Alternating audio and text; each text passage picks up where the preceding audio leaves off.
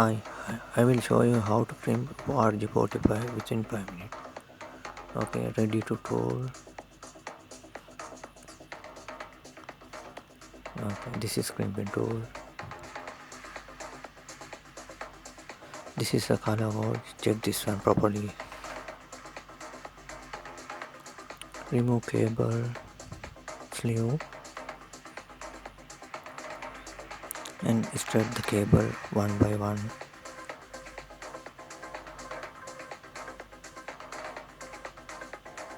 Put the rubber boot inside and check color code again properly.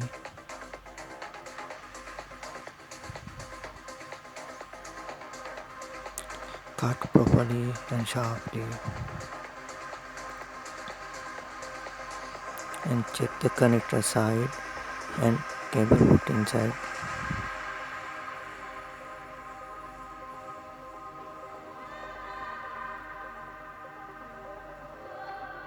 Pin need to put the downside. Okay, crimp inside the crimping tool and crimp. Yeah, okay.